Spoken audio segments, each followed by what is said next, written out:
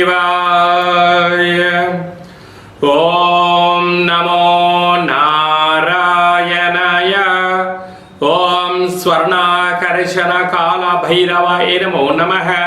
హరి ఓం. మా ఛానల్కి స్వాగతం. చూస్తున్న వీక్షకులకు ప్రేక్షకులకు ప్రియ కాల భైరవ భగవద్బంధుకి స్వాగతం పలుకుతూ మమ్మల్ని ఎంతగానో ఆదరిస్తూ ఉండబడినటువంటి ప్రియ సోదర సోదరీమణులకు, జ్యోతిష్య అభిమానులకు, సనాతన ధర్మ సంరక్షకులు అందరికీ కూడా ఆషాఢమాస అమావాస్య సందర్భంగా, అమావాస్య అనగానే అష్ట కష్టములను తొలగించుకొని అష్ట ఐశ్వర్యాలను, అమృతతుల్యమైన జీవితాన్ని ఎలా స్వాగతం పలకాలో మనం చేసుకునేటువంటి మాసమే మనకు ఆషాఢమాస అమావాస్య సందర్భంగా ఎలాంటి విధి విధానం పాటించడం వల్ల అఖండ ఐశ్వర్యం కలుగుతుందో సంపూర్ణంగా తెలుసుకుందాం.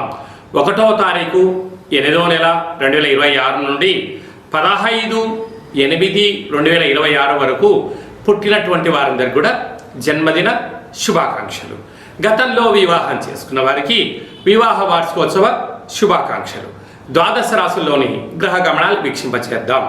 విశేషంగా మనకు ఏడాది తర్వాత కుజ భగవానుడు మిథున రాశిలో సంచారము, అక్కడే బుధుడు నక్షత్రకారకుడు.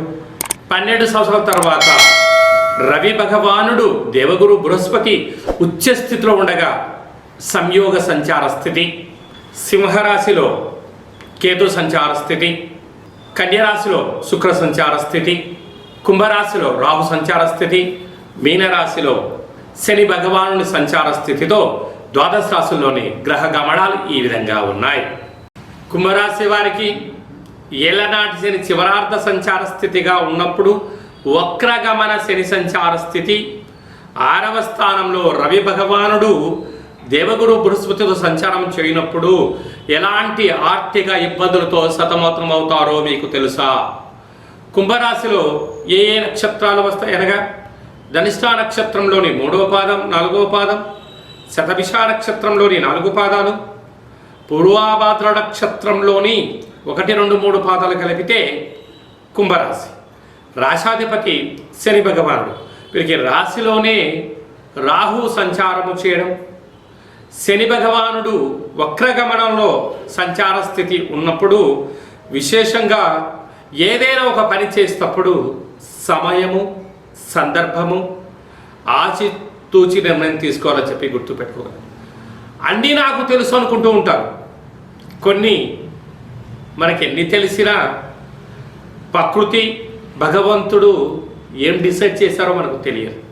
కనుక ఇలాంటి కాల సమయంలోనే ఓర్పు అవసరం, నేర్పు అవసరం, తల్లిదండ్రుల మాట, గురువుల మాట చాలా అవసరం అని చెప్పి గుర్తుపెట్టుకోగలగాలి.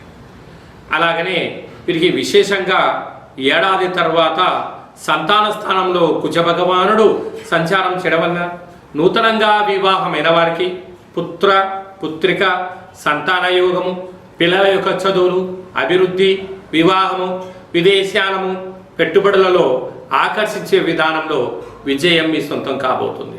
అలాగా ఏడాది తర్వాత రవి భగవానుడు గురువుతో సంచారం చేయనప్పుడు కొద్దిపాటి అనారోగ్యము, దీర్ఘకాలిక వ్యాధులైనటువంటి బీపీ, షుగర్, థైరాయిడ్ లాంటి సమస్యలు కొంచెం ఉన్నాయి. కనుక ఇలాంటి కాల సమయంలో వీలైనంత వరకు ఆధ్యాత్మిక చింతన, ఎర్రటి మిర్చీలను ఎండుమిర్చిలతో దిష్టి తీసి వేయించుకోవడం ఉత్తమోత్తంగా భావించగలగాలి. ఆగస్టు మాసంలో ప్రథమార్థంలో ముఖ్యమైన పండుగల గురించి క్లుప్తంగా, సవివరంగా, సంపూర్ణంగా తెలుసుకుందాం.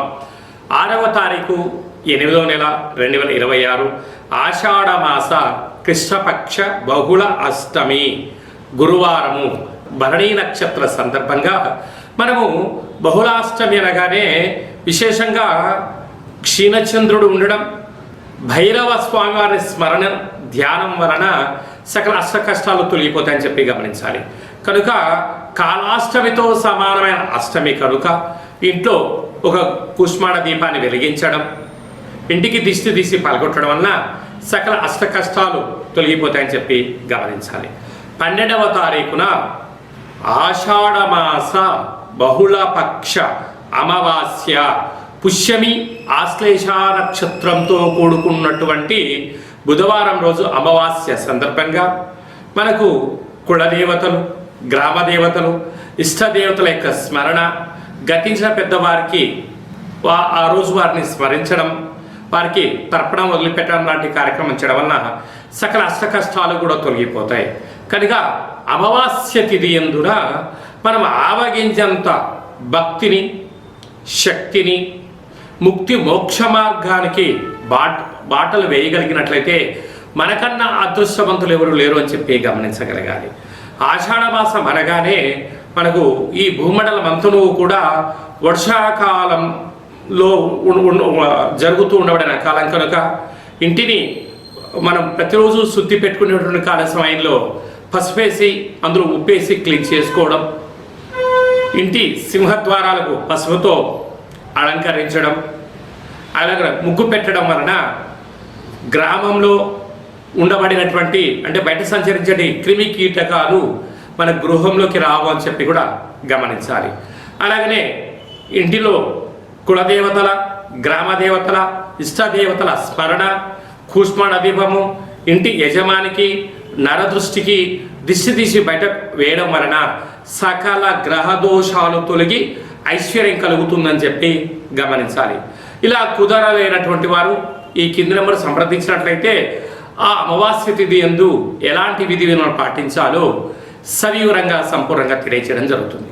అలాగనే మీ వ్యక్తిగత జాతకం తెలుసుకోవాలనుకుంటున్నారా?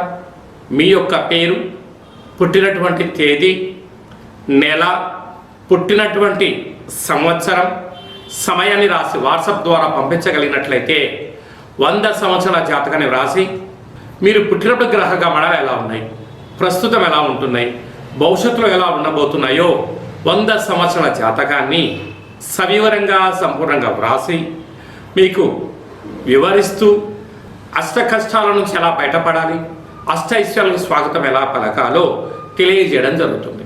అలాగనే చాలామందికి పుట్టినటువంటి కాల సమయంలో డేటా ఆఫ్ బర్త్లో లేనటువంటి కారణం వలన మీ పేరు యొక్క మొదటి అక్షరాన్ని అనుసరిస్తూ రాశిని తెలియచేస్తూ రమణ శాస్త్రం ద్వారా అనగా గవ్వళ ద్వారా కాళభైరవ ఉపాసన చేత భూత భవిష్యత్ వర్తమానాన్ని తెలియజేయడం జరుగుతుంది.